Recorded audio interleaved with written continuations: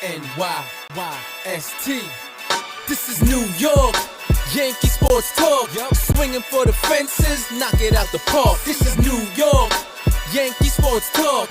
Christian and Chris, of course SGR. This is New York, Yankee sports talk. Homie, New York, Yankee sports talk. Record, rain or shine, grab your shades and umbrellas. NyynewsTV, you're hanging with the fellas.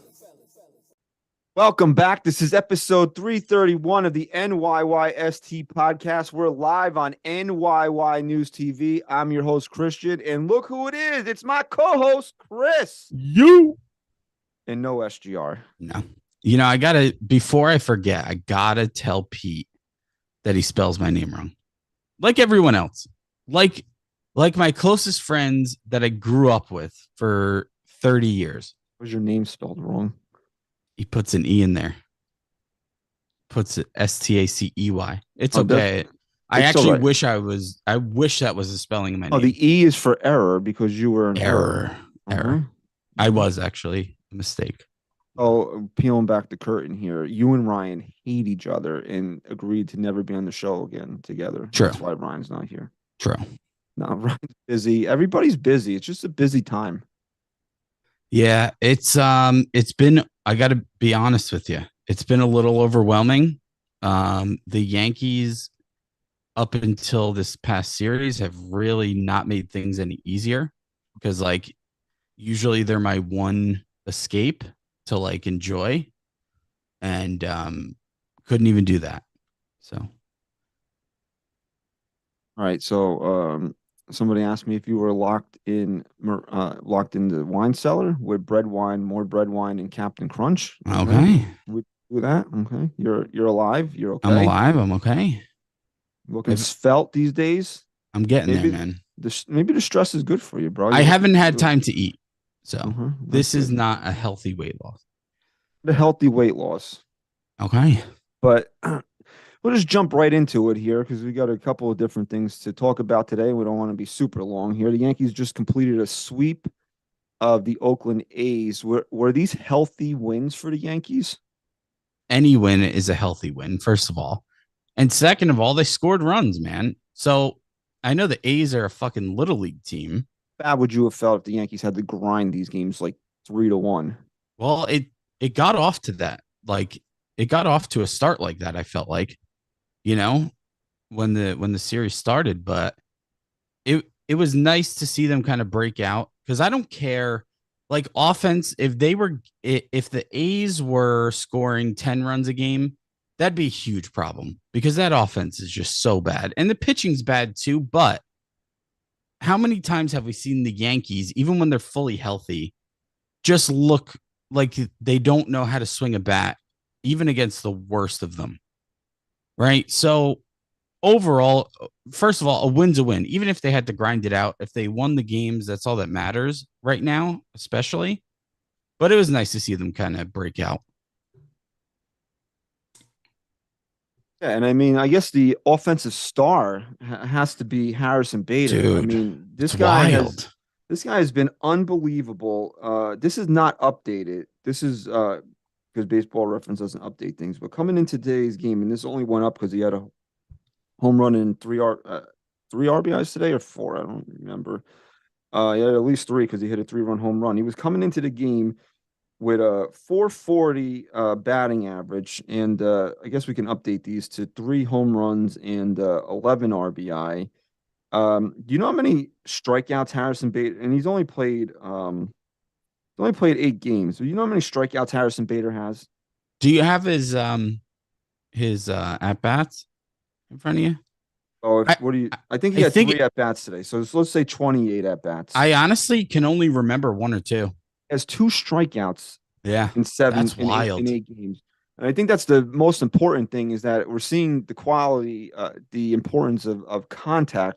And Harrison Bader is making contact, and he's making quality contact. Now, I didn't think that he was going to be able to keep this run going that he had in the postseason last year, but it seems like he is. And I mean, I know it's only 8 games, and anybody can have a hot 8 games, but is this the reverse, like Joey Gallo, where like a guy comes to New York and he becomes a superstar? Well, I mean, Because Harrison Bader's MO is his what's the word I'm looking for? Like the scouting report on him is look at his career OPSs. I mean, 659, 750, 680, 770, 785, 650. wow. And then yeah, it was 650 combined last year. Now And it's like what 1,200. I think it's over 1,400 right now. That's crazy.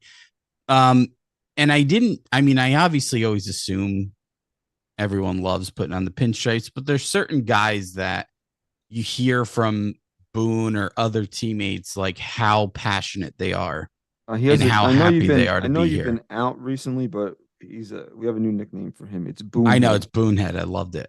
All right, so it's he's batting 429 with 3 homers, 11 RBIs, and a 1341 OPS right now Jesus. through 8 games with 28 at bats. Now again, if he hits to a 900, I mean you're going to be floored with that. But can he be a guy now that he's in New York and he's kind of got this Yankee energy about him? Not that the Cardinals were a shitty organization, because they're not. I mean, if you look at best run organizations constantly winning, the Cardinals are up at the top of the list. And he comes to New York now. He's an elite defender. Can he be a guy that even if he settles in 820, 830 OPS? It's tough to say, but I feel like from the moment he got here and was finally off the IL last year, and then obviously hurt again, but back healthy, this dude's been a great bat in the lineup. I mean, I can't think of a significant where I've said Bader sucks. Can you? I know it's small sample size, but I feel like he's been this way. It's not just been 8 games. Yeah, he's on a different planet right now. I mean, this is the guy we saw in the postseason last year. I mean, this guy, he kind of rises to the occasion. I mean, I don't expect him obviously to keep up on this pace at this pace, but I think he's more than we expected. I think he means more to this lineup than the Yankees expected. Because I'm just looking right now, career OPS is 734. You're looking to get him to around like 830, 840. That's 100 points higher than career. I mean, that's a big jump for a guy.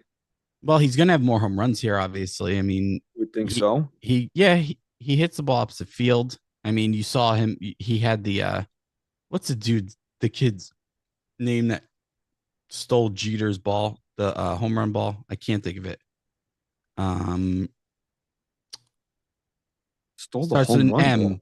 Yeah, in the playoffs back in '90. Oh, Jeffrey Mayer. Jeffrey May. He had a little Jeffrey Mayer incident today, but he used that short porch, man.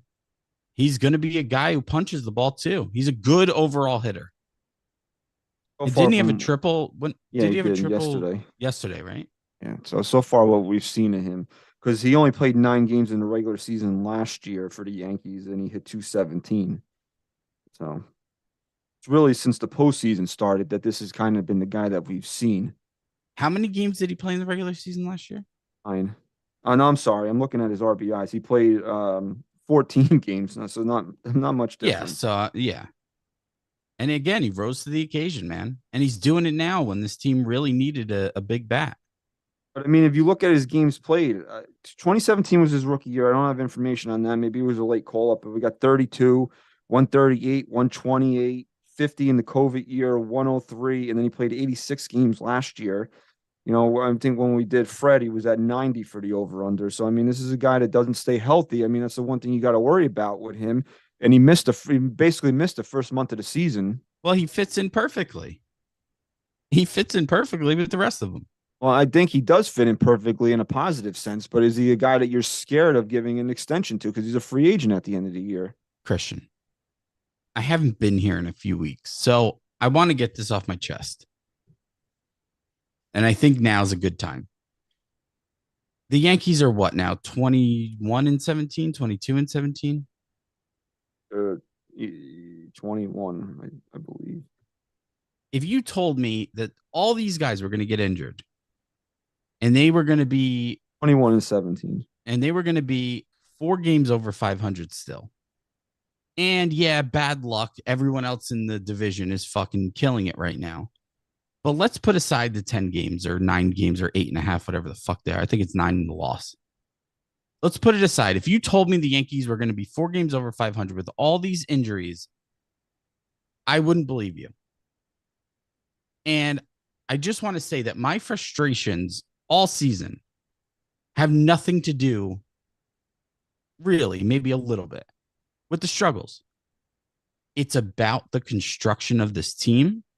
It's about who the GM has sought, these injury-prone guys. And if I'm going to be honest with you and answer if Bader's injury-prone history worries me, the answer is no. The answer is no, because I just expect it at this point. And that's fucking sad. No, it doesn't. It doesn't worry me. What worries me is way beyond any individual player at this point. Okay, so you don't want to look at individual cases. Okay, that's At this point, okay. the way this team is constructed, my issues go well beyond individual players. So no, my concern is when he is healthy, can he be a big bat in this lineup and play defense? And he's clearly shown that. So no, Bader is not my issue. Is he going to play 140 games, 145 games if you extend him? That's the question that you need to ask yourself. I don't know, but I also don't trust the person in charge of acquiring another center fielder to get anyone who's either A, healthier or less injury prone, They don't have to acquire anybody, and B, better than Bader will be when he's healthy. Why Aaron Judge isn't better than Harrison Bader? Because that'll be their answer. Well, again, I mean, goes well beyond the individual players at this point. Well beyond. Harrison Bader's been a bright spot on this team since he came back. He had some big hits in Tampa. Unfortunately, the Yankees couldn't close a deal on a couple of those games. You don't want to take moral victories out of anything, but going into that series, you didn't have a good feeling that the Yankees would fight in it, and they did. You can at least say that they fought in it, which is more than I expected out of them. Have you seen the clip going viral with Evan and Craigie? Why you think that they're cheating? No, I'll be honest with you. I mean, again, I've just been crazy busy. I had to work all weekend. So on Sunday, I was watching on my phone, and they went up 6-0. Right, Cole on the mound. Yeah. And I was busy. So after they went up 6-0, I just kept checking, watching on my phone here and there. So I saw the progression of the comeback from the Rays, but I didn't necessarily see it happen in real time, how Cole was pitching, where he was throwing the ball, if he was flat. So I don't know, but they make valid points. If you look not just necessarily at those games, but if you look at their numbers at home versus on the road.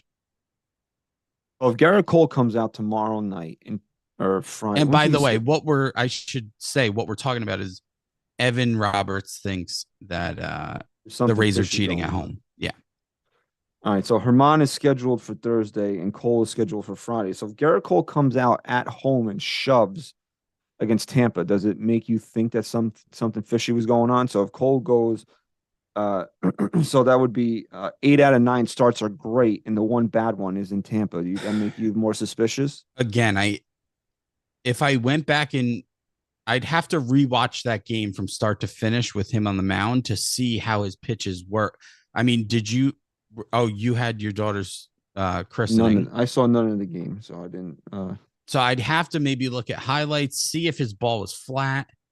And if he looked like he had some good stuff and they were just getting good wood on it, and then he goes out and shoves at home, then yeah. But you can clearly tell when Cole struggles, but he never struggles that much, right? Like When's the last time against any other team not named the Red Sox that Garrett Cole has gone out there and blown a 6-run lead? Well, he's had a 6-run lead to blow, but I mean, he's had blow ups like that. I don't know. It's I'd say it's more probable you can chalk it up to Cole just not having a good game. But here's the other aspect of it. It's not like the Rays have home field advantage. First of all, there's just as many Yankee fans there. And second of all, anything. They could be up to something, stealing signs. No. I'm saying in a natural sense, it's not like there's home field advantage for the Rays, because even if the place was packed with fans, who the fuck wants to be there? They probably love playing on the road.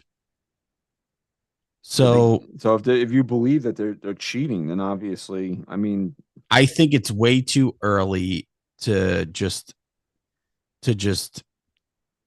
assume they're cheating. And you got to give them credit, man. They're off to a phenomenal start. But we'll see how it plays out.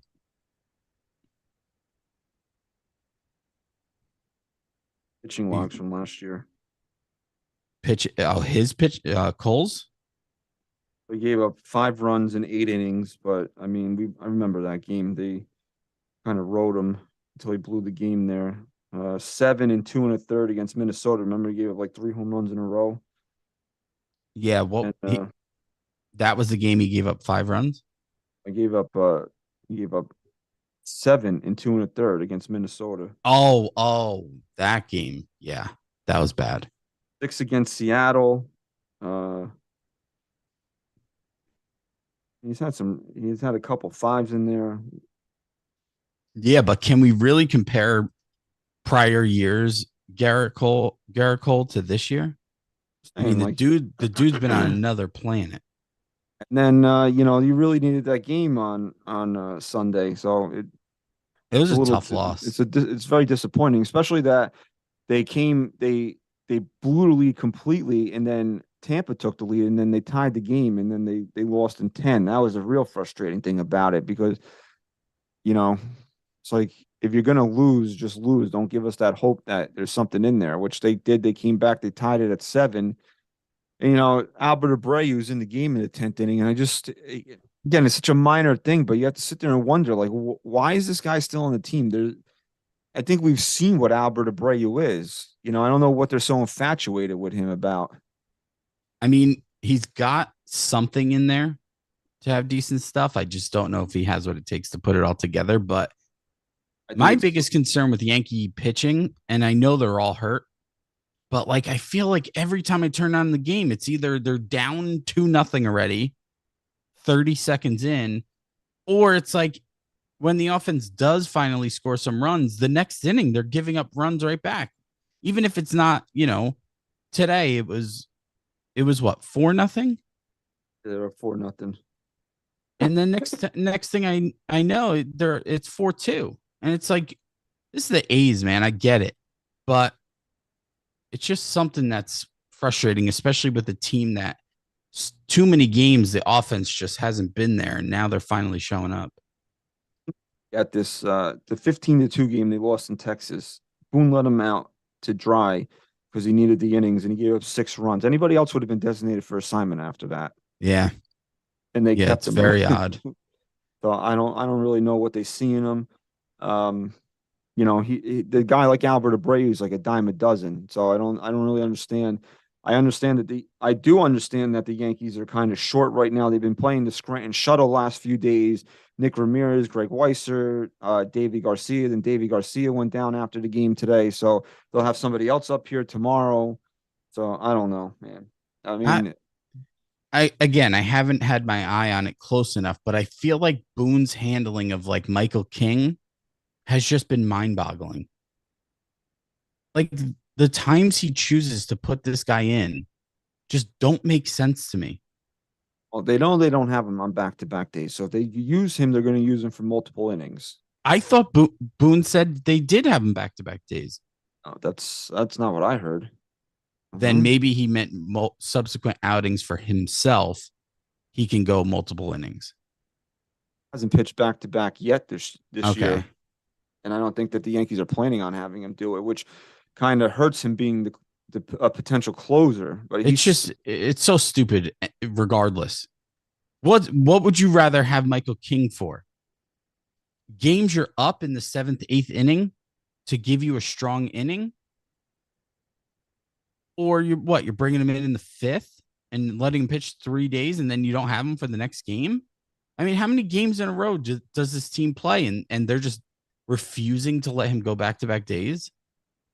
Oh, that's where all the injuries in the bullpen are hurting them. They have a plan. Oh, They have a plan for Michael King, and it wouldn't right. Their be. plans are so great with all these players because they stay so fucking healthy. Well, how? I Really? mean, does the plan really hurt Michael King so far this year? Have we Not not? yet. Well, I mean, Not like we yet. said, well, you know what? Every once in a while, they figure something out, right? Like that year that Judge last year, 2 years ago. with Aaron Judge, they had to rest him, right, to get it, and he played pretty much every day, and everybody was freaking out about it. So Wasn't that maybe last year? was it? I don't I remember. think it was last year, but it was more. You noticed it a little more in the beginning of the season than you did later on, but it might have been 2 years ago.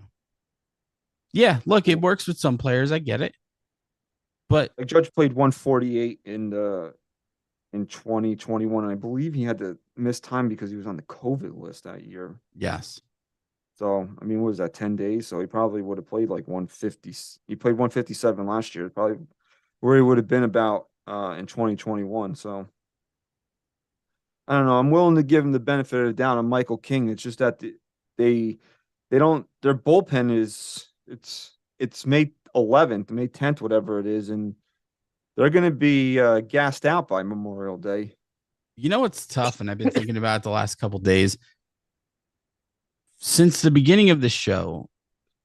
Back in 2017, we've always given Memorial Day weekend as like the marker to really assess the team and kind of get a feel for who they are and their potential.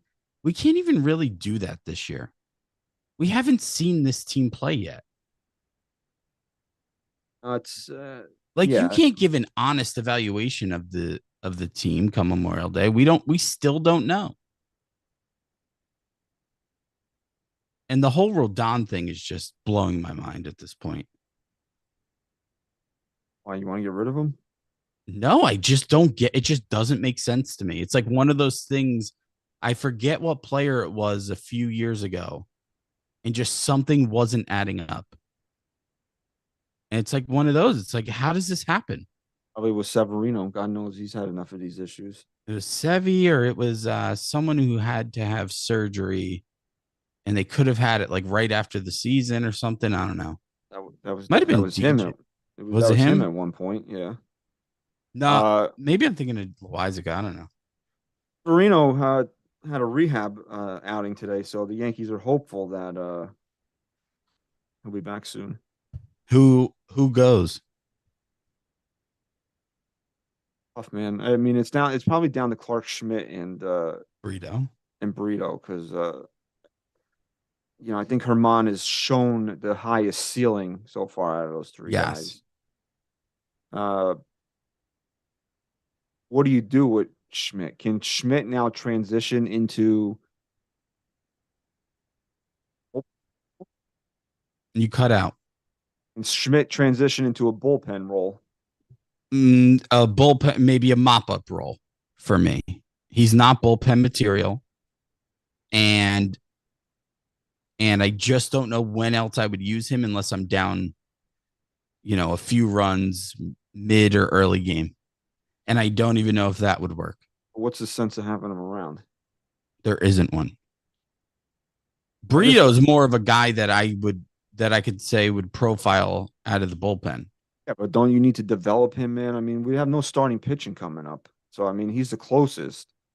Wouldn't you want him to go back down to the minors and be a starter?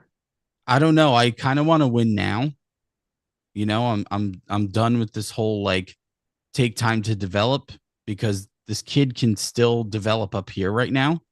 there's Do you, enough time for him to do it. do you think he's going to throw enough strikes in the bullpen? Because I mean, that's something that has to be like top of the list that he has to be good at, which is weird because the whole, the whole like report or whatever, everything that everybody said about Brito, he's one of the best strike throwers in the organization.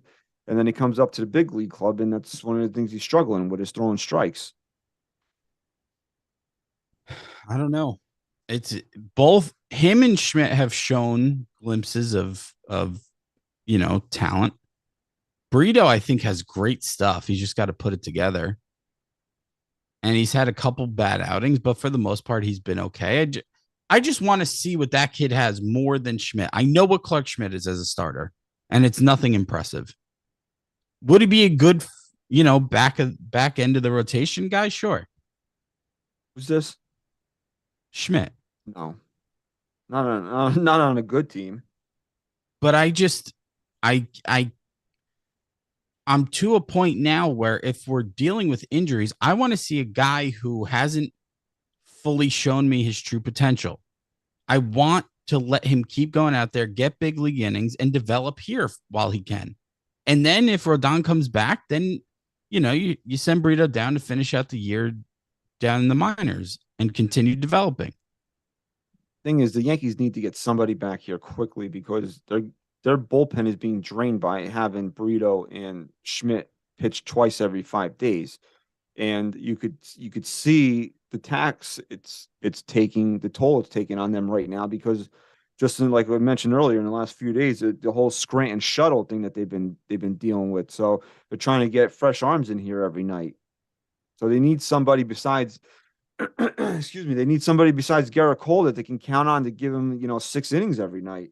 And not even, Nestor's doing that. Nestor's really struggled this year. How many innings did he go his last outing? 5? I believe they had to pull him 5 out of plus, and he left with the bases loaded or something. And then they ended up giving up a couple of those runs, I think. And I think, there was a shot of Boone in the dugout getting in Nestor's face. I think that there was nothing's came out about it. No one's really said anything about it, but there was a little bit of, I guess, concern that there might have been something wrong with him because his fastball dipped like 4 miles an hour in that last inning from the previous inning. Well, I'll be honest, I didn't get to watch his outing, but I was going to say to you, and I didn't know anything about his velocity, that I think he's proven himself long enough now for us to feel like this is the exception, right? I think Nestor has established himself enough to say that these last couple outings are the exception and something seems wrong. Well, I know they wanted to blame it on the strep throat, but I think something's wrong. Start previous to that, last couple starts, I don't know how much you really watched him, but there's a lot of foul balls against Nestor. He's not being able to put guys away. Guys are staying alive against him, and that's a big issue. That means that the stuff is down a tick. And when you don't throw, 98 like Garrett Cole does, you have to be precise with everything. And if you're not, you're going to get hit. And right now, that's an issue that Nestor Cortez is having. I wonder if any of it has to do with the pitch clock for him. I know he can still go into his thing and do his quirky shit, but he's a guy that was so effective by controlling the entire tempo from the second he gets the ball back from the catcher to stepping on the mound to delivering the pitch. And that was a big aspect of his game. And he still has some of that there, but maybe it's off a little. I don't know. I mean, anything's possible, but you can just see with the naked eye, the stuff isn't the same as it's been. It's not as crisp, and guys are staying alive against him. And if Nestor's got to come over the plate, he doesn't want to walk guys, he's going to get hit. How many miles per hour was his fastball down? He said it was about 4. I think he was sitting at like 92. 4 miles an hour? They said he was sitting at around 92, 93, and he was in the upper 80s in the last inning. Like he was hitting around 89. Damn. That's why there was that shot of Boone in his face after he pulled him out of the game. I think Boone was just he was like, be straight with me, or are you hurt? The scary part, like, remember when King definitely had some dead arm in the beginning of the year? the crazy thing is sometimes something could be going on in your shoulder or something that you don't even feel pain or anything. It's just you don't have the same, pop behind the ball. Well, that's what the problem is that the Yankees can't nurse him through anything right now. He has to pitch. Yeah. If he's not feeling pain, he's going to keep telling you that he's okay, but I'd get him checked out. I mean, I'd wait at least until Severino came back. If he's not feeling pain, I think you have to wait at least until Sevy comes back. Do you And know how many pitches he was at when he came out of that game? I could probably look it up. all that off the top of my head. Because I mean, it was only what the sixth inning. And so you would think he wasn't, too deep into the game, but I mean, that's going to play a big, if he's at close to 100 pitches and his fastball's dipping, that's one thing. This guy's not really exposed to that many pitches in a game. When was that game? Nestor he threw 89 pitches. Yeah, that's just, it's concerning for sure, especially against the fucking A's, man. Gave up 6 hits, only 4 strikeouts. So so Severino threw about 45 pitches today. Everybody said he looked real good. He went 3 1/3. He was hitting 98. They're going to give him at least another rehab where, you're going to bump him up to probably in that 60, 70 range. And then if he feels good, he's probably going to take his next start at the big leagues, but he's not going to be stretched out to throw 100 pitches. It'll probably be 2 starts, 3 starts before they can let him go 100. So, I mean, you're looking at a situation where it could be like, 3 weeks of Nestor looking like this before the Yankees can really do anything about it. Yeah, well, at least when Sevy comes back, even if he's not ready to throw 100 pitches, you still have a better chance of him going deeper into a game and being more efficient than King or Brito at this point. And so other things that we can take a look at here is it was the game that the Yankees won in Tampa. It was very curious that Ian Hamilton was the guy that closed the game out. What was the final score of that game? How many runs were they up? Cool. It was 1. Yankees It was won the that 3-2 game, right? Yeah, they won 3-2.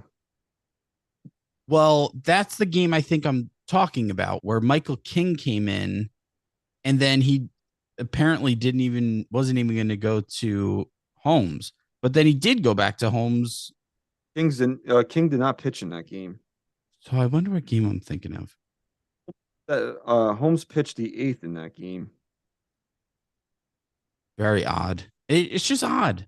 It's just crazy that it's 2023 and we still just don't know who our closer is. We don't know who the setup guy is. We don't know who our fucking, 5-hitter is. We don't know if Torres is going to be the future of the team. There's just so many things we don't know. And that's the frustrating part of all of this. Well, Boone said that he will give Hamilton more save opportunities, but he also said that he likes 5 guys in that role. 5. Yeah. I mean, come on. There's no need. I mean, honestly, why name a closer? And hey, at this point, if you're going to commit to Hamilton, I'm okay with that. He's been really good. But commit. This team has commitment issues. They have commitment issues. They do. And one thing I want to talk about here is just real quick is Carlos Rodon, and someone's sources told them that Rodon wasn't going to pitch this year, and then his wife Ashley replied and said that's bullshit. Quote, and then she put dash credible source. I saw that. That was great. He had the cortisone shot, so now it's just like a wait and see thing. Like, it's frustrating with him because he himself and everybody is saying that he's not feeling pain. He just doesn't feel comfortable on the mound, and that's kind of causing him to throw his mechanics out of whack. Well, I can tell you this. There's absolutely no way that he didn't know about this last year. There's absolutely no way that this is just the first time that this has been an issue and the doctors are calling it chronic whatever. Chronic discomfort. whatever you want to call it. Something was up. I don't know if it was disclosed or even known about by the organization as a whole. Maybe it wasn't fully disclosed to the Yankees. Maybe it was, and Cashman just didn't care. I wouldn't doubt that. But there's no way this is just a brand new issue now.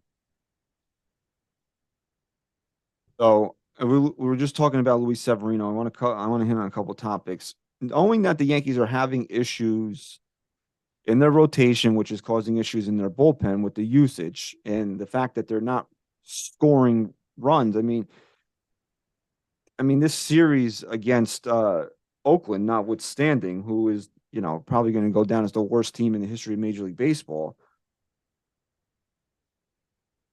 What is a bigger return for the Yankees, Luis Severino or Giancarlo Stanton?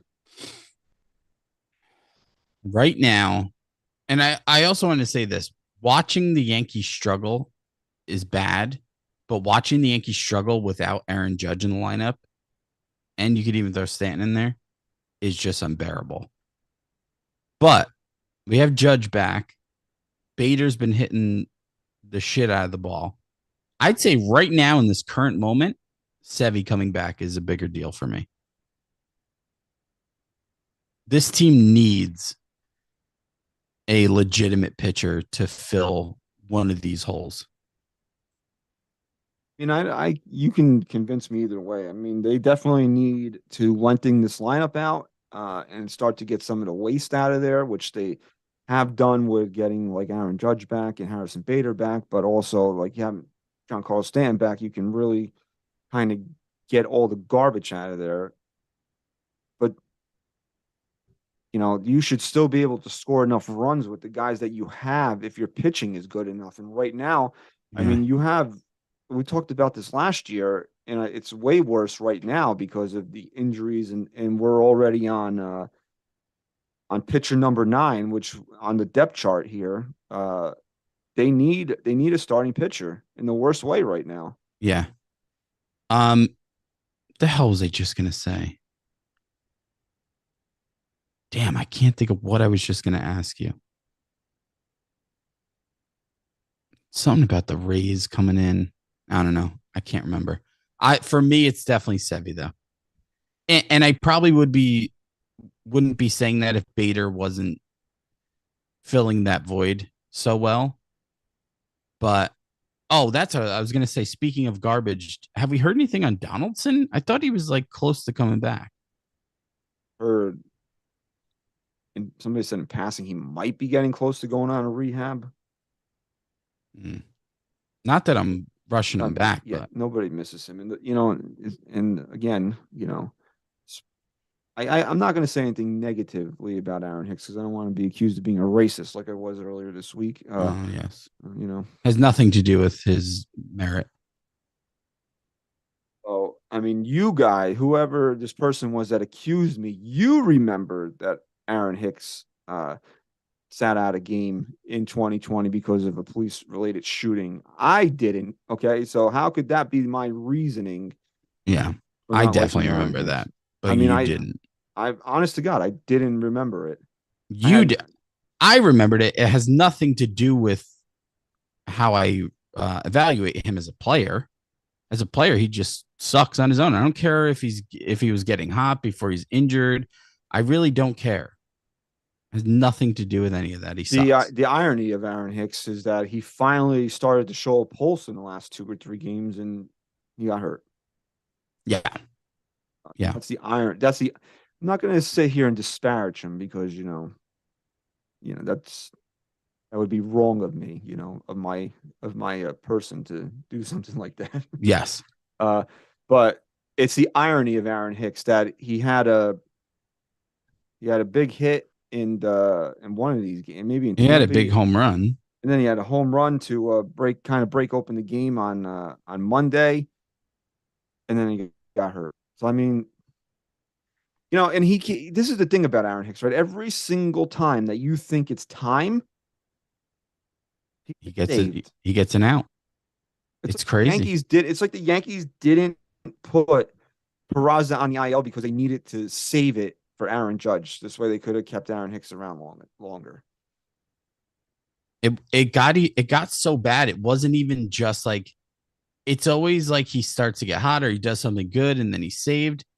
But it got so bad that it was happening mid game, right? Like Bowers comes up and we're like, oh, if he tears the cover off the ball, man, Hicks could be gone soon. 30 seconds into his big league career as a Yankee, he's out. And then the next night, or was it the next night or yeah, I believe the next night. Then didn't Hicks have to pinch run for Peraza or something? I forget what Hurt happened. himself in the Cleveland series. Yeah. Right. So, I mean, the real frustrating thing about Hicks is just his comments after he hit that home run the other night. I didn't see them. I didn't hear them. I didn't read them. Well, he said, and I'm paraphrasing here, but I know for 100% fact, I heard this word come out of his mouth. He said that home run felt good for me. Me. I'm glad I finally can help out my teammates. You know, we won a big game. I was able to help out, blah, blah, blah. Something along those lines. He just said that it felt good for me. And that's why no matter how well he plays, my feelings towards him will not change. Oh, you know, unfortunately, it just seems like he's going to be here to ride out these final 2.5 years of his contract. I mean, especially after Ryan and I discussed last week, there was that report from Joel Sherman that the Yankees actually had a trade on the table to get him out of here, and Cashman pulled it back. And like I said last week, I think the reason why I let it go so long is because I didn't really want to believe that that was actually true. But I mean, if you believe Joel Sherman, I mean, how you had an opportunity to get bailed out of a bad situation, you let it go. And if that's true, let's just say hypothetically that that is true for the sake of this argument here, that the Yankees could have got him out of here and had 50% of his salary paid. What makes anybody think that they're just going to let him go for nothing and pay every last dime this guy is owed? Yeah, it's not going to happen. If it hasn't happened by now, like someone said to me a couple weeks ago on Twitter, I said the easy decision was to send Franchi down, which I wasn't arguing. The guy fell off the face of the earth. I wasn't arguing it, but I said that was the easy move. Yankees always choose the easy move, not the right move. The right move is to get rid of Aaron Hicks. You finally have an opportunity, right? And it's like, how many times did they have the right? How many times did they have the opportunity to just cut ties? And they haven't. And if they haven't now, when Hicks has hit his low beyond low, if they haven't done it by now, they're not going to do it. Right. And this is what I said because we all knew Judge was coming back on Tuesday. The Yankees announced it. He was going to be back on Tuesday. And Boone said on Monday that everything was on the table in regards to opening up that roster spot. And I believe Cuck Martino even tweeted that Hicks going was a real possibility. And I countered and tweeted that the easiest thing for the Yankees to do is to send down Peraza, which they ended up ILing him, or sending down Cabrera, who himself has been in a terrible slump. So those are the easiest things for them to do. And they chose to IL Peraza because it was beyond the easiest thing for them to do. So it's just like we said, dude, it's just like it's just like they'll go to a certain point, but you know that they eventually they will have to make like a really tough decision, and they just they'll rather keep Hicks around for we've been watching this team now play they played almost 40 games this year, and we've seen Jake Bowers come up, we've seen Willie Calhoun come up, we've seen Franchi Cordero come up, all play over him. We've seen IKF get starts over him. It's like, why is this guy still here? You've chosen at certain times this year to play shorthanded because you didn't want to IL Judge. You didn't want to IL Peraza. You waited to IL those guys. You played shorthanded, and then you got a guy sitting on your bench in Hicks that you don't even play. You let a guy that's a natural infielder that just converted to the outfield in this offseason get starts over him. So, I mean, it's frustrating. I mean, you just can't get I can't lose my mind over it anymore. It's just like, I'm going to sit here and I'm going to watch the team and hope that, like like the bald-headed weasel said, don't count us out yet. I'm just gonna, as a fan, that's what I'm gonna do. I'm just gonna hope that something goes right here, and that's kind of like the last thing that I want to talk about here today. Do you think that? I mean, they're in last place right now. They're 9 games out. They're obviously there's 3 wild. They can win one of 3 wild cards. So it's not as bleak, but could this be the year where the Yankees just don't hit that extra switch and are home in October? I don't think so. I think they're still too talented for that to happen. And again, I'm assuming they're going to get healthy. It's the cliche, you're never as good as you are at your best. You're never as bad as you are at your worst. That none of that applies to the Yankees because they're not even there yet. We've been watching a minor league team play, but I'm more talking about the Rays. They played way over their head. I think I still don't genuinely believe. Yeah, they're probably going to, they're probably better than what we expected, but obviously I just don't think they're at that level. Maybe I'm wrong. I think the Orioles are playing over their head a little bit.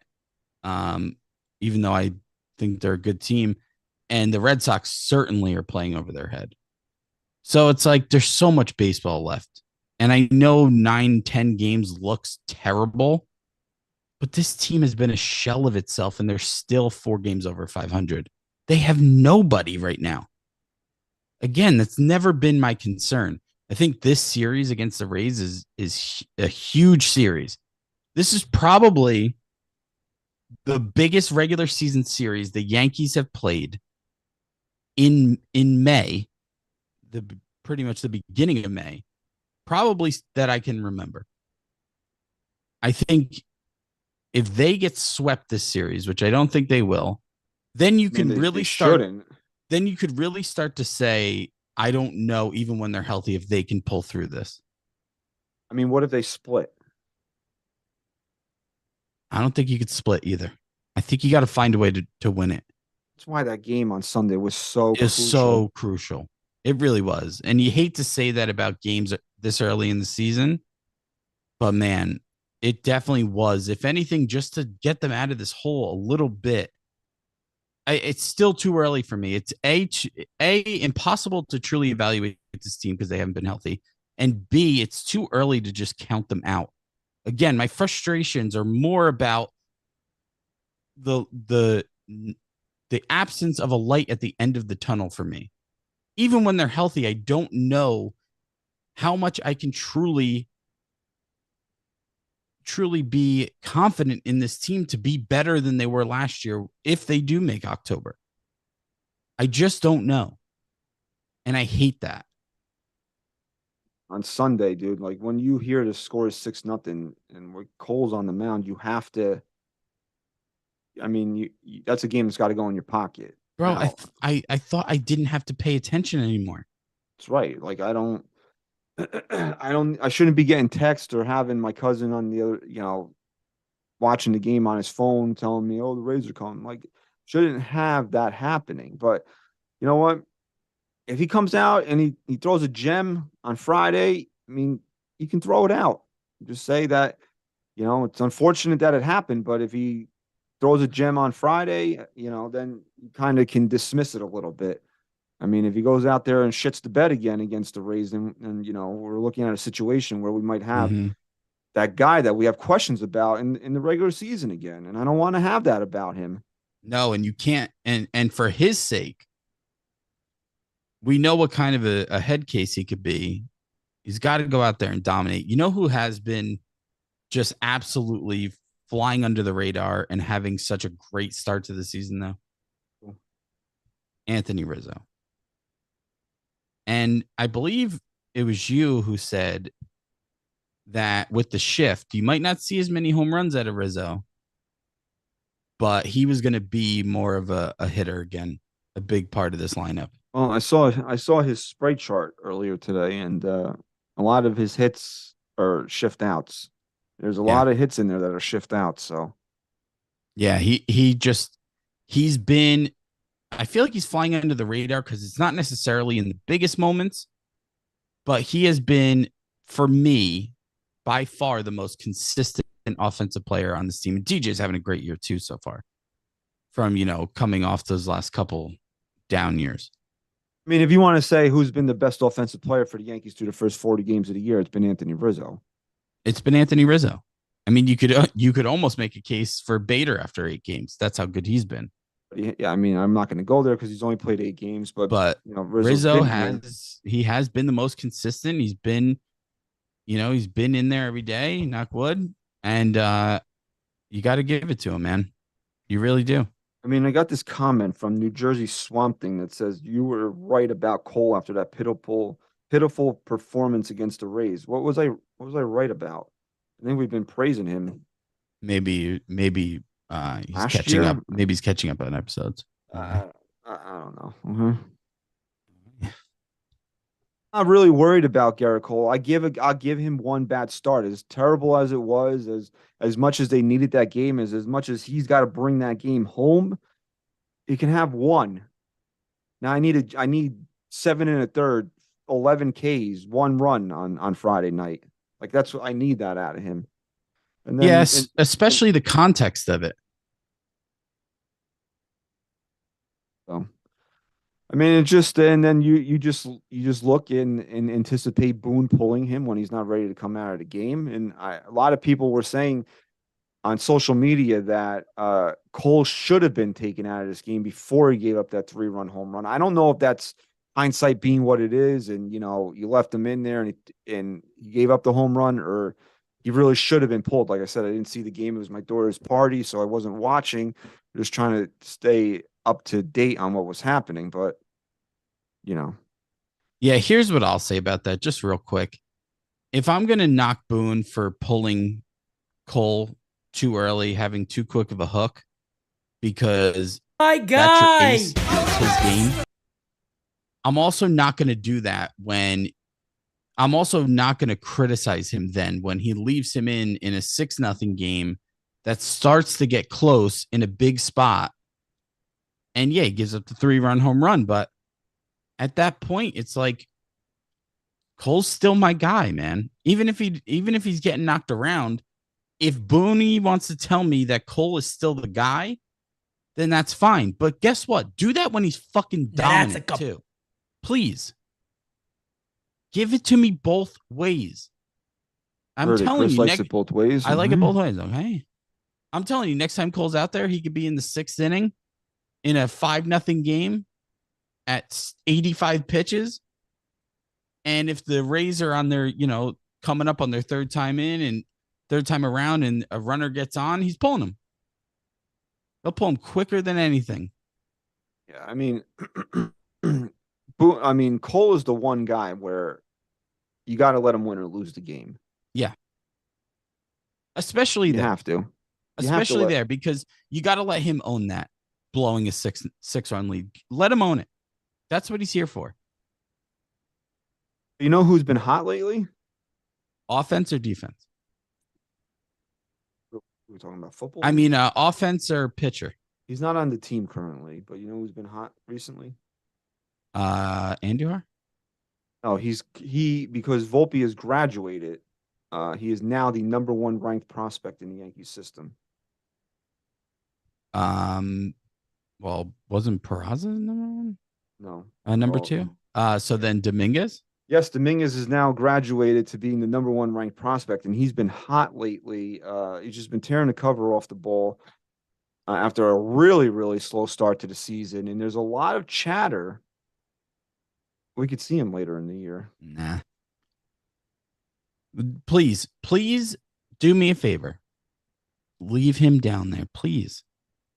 Because all you're going to do is bring him up and let him rot.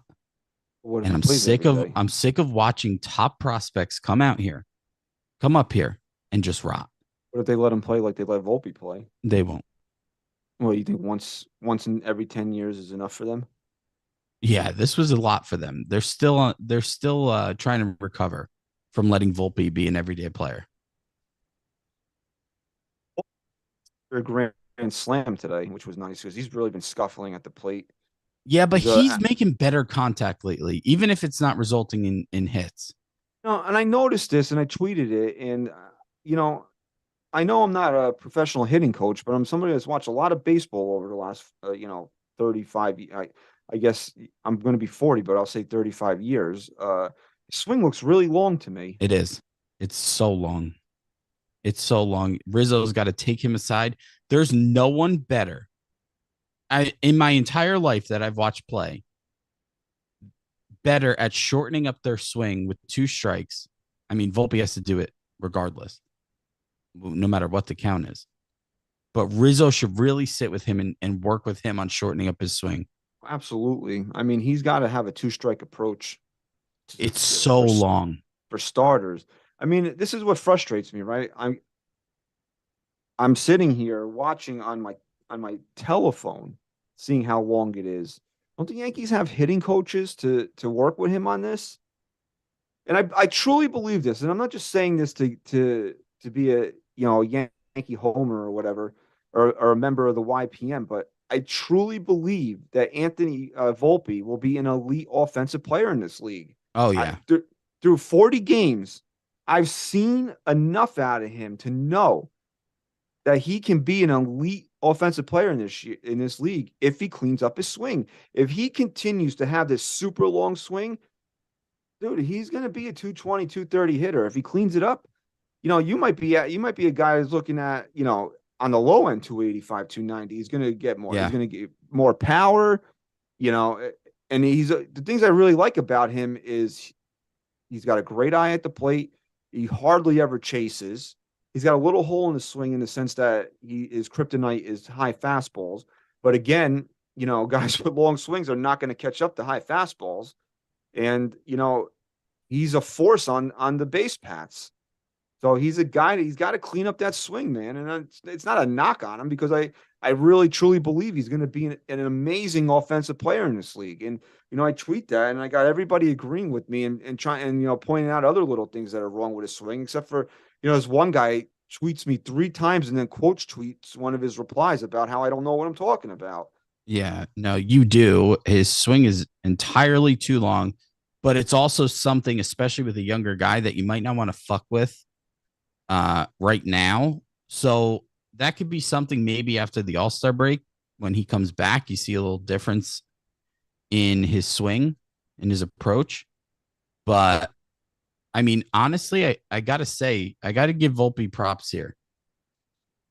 I think he's been better offensively than his numbers show. But I agree. More surprisingly, for me at least, is how smooth he is in the field. I know he's had some bad plays and where he just kind of botches a play. But he looks good in the field to me, especially turning double plays. He looks seasoned out there. Very smooth around the bag. He really is. And that's not easy to just pick up on at a major league level. I think he's been a much better shortstop than I thought he was going to be. Well, I think honestly, and we spent a lot of time over the last 2 years and a lot of agita moments about speaking about this, about how the Yankees passed on all these shortstops and, to stopgap with IKF for Anthony Volpe. And honestly, if we're going to rip them for things, we got to give them credit when they're right. It really looks like they're right about Anthony Volpe. Yeah, and look, I said that's fine as long as you let me see what he's got, and that's where I give them credit, is actually calling this kid up and letting him play. And now I'm over all that shit. I truly am. That doesn't mean there's not other things that need to be addressed. No, but I mean, you have to give them credit that they were. I mean, like I said, we're going to rip them about all these other things. You got to, give them credit for when they're right about something. And this is something that they were right about, at least through 40 games. That it looks like that they have, that cornerstone shortstop that they've been looking for since Derek Jeter retired. Well, look, I could give Cashman, as much as I hate him and think he's incompetent at his job, I can give him credit for a few things right now. Volpe, Anthony Rizzo, who not that I ever thought he was the wrong move. I just thought he, again, was the safe move, which could still be true. But you know what? It doesn't matter because he's been so good. And who was the and if he can stay healthy, Bader. I mean, if Bader can be this player, or at least a resemblance of this player, then it was a great move. Real quick, Rob with Oh, the can I do it, super please? Because chat. I actually Okay. have it. Oh, okay. I You never got get it. to do Okay. them, and I have it. I have it open right now. Okay. Okay. This is from Ra. Okay.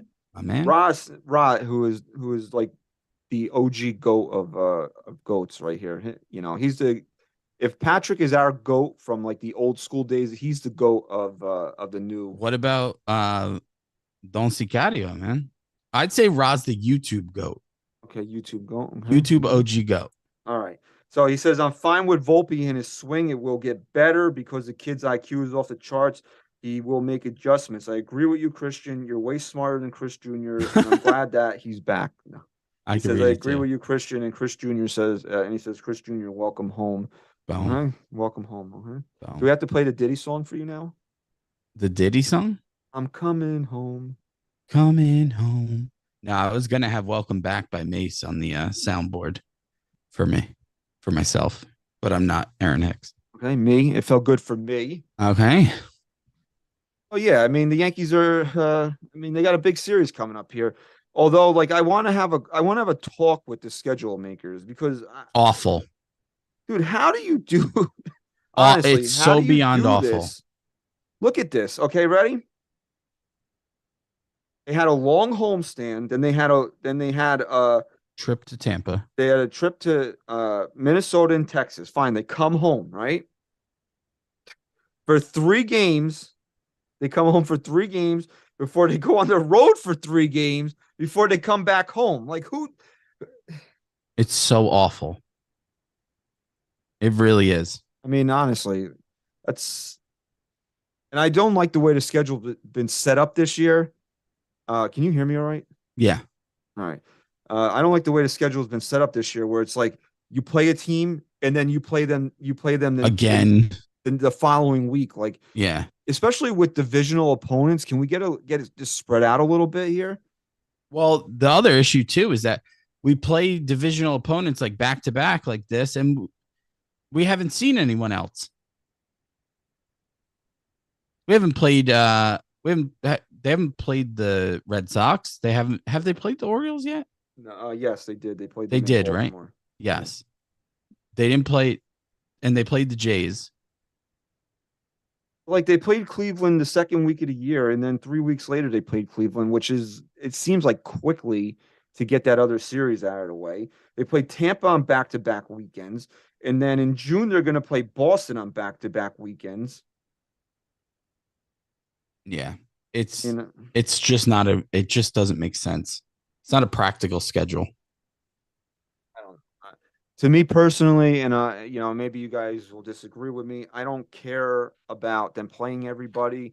I don't need to see them play the Arizona Diamondbacks. I don't need to see them play the Rockies or the Reds or the Pirates. I'd rather those be divisional games, to be completely honest with you. And and that was my take before the Yankees needed these divisional games to make up ground.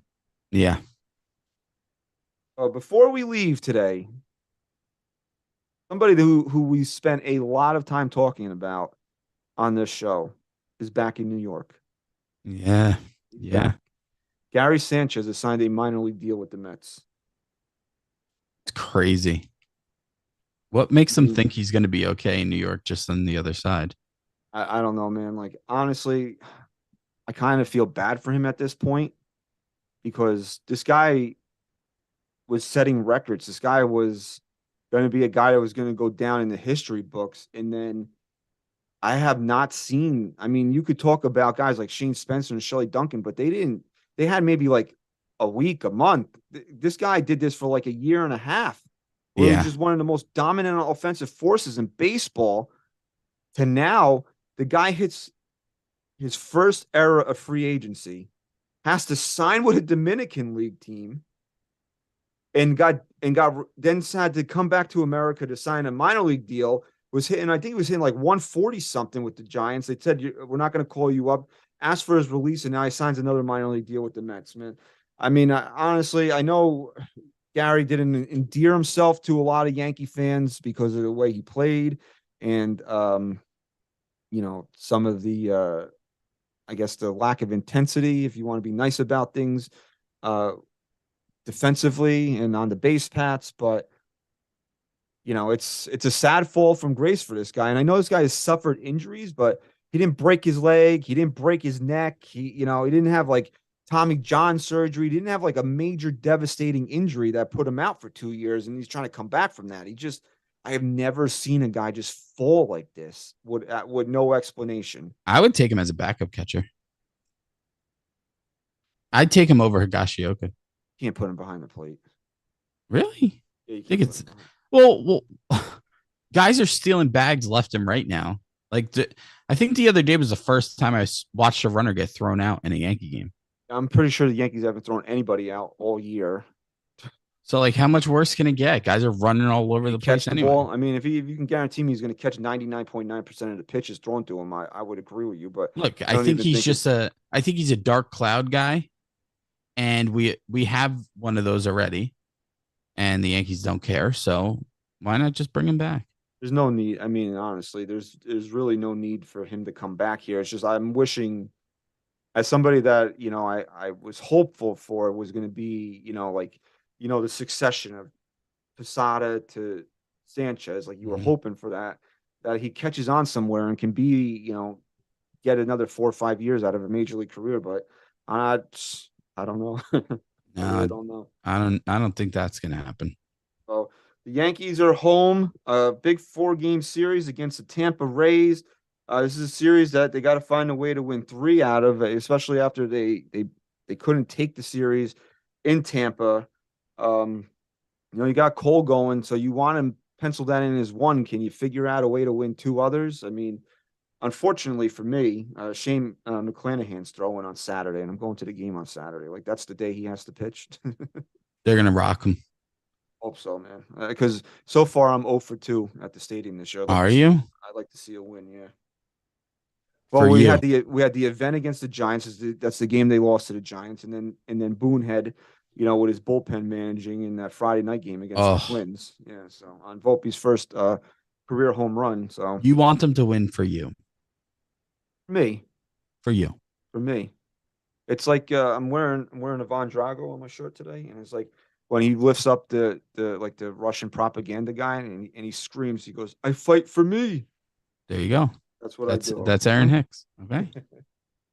All right, so we want to thank everybody in the chat for being with us here tonight. If you're still there and you haven't done so already, like this video, subscribe to NYY News TV. We're going to close in on 20K real soon, sooner than a lot of people expected, and that's a goal I think we can all agree that should happen by the All-Star break. So let's get that going. Let's like and subscribe here. If you're listening to us on Apple Podcasts, please leave us a 5-star rating and review. Excuse me. Yeah, so please go to Twitter and I'm just done now with this goddamn camera.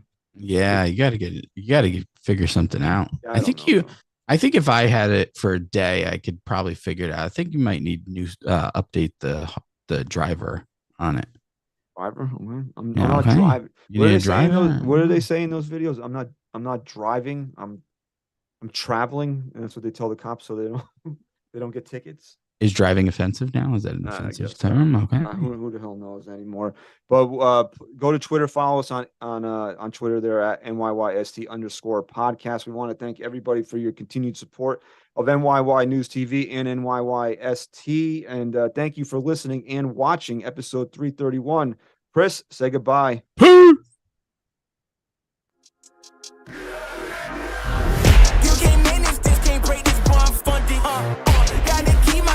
When you not 100, Those the same ones say they loyal, they funny, You can't match my energy, and yeah, you know it,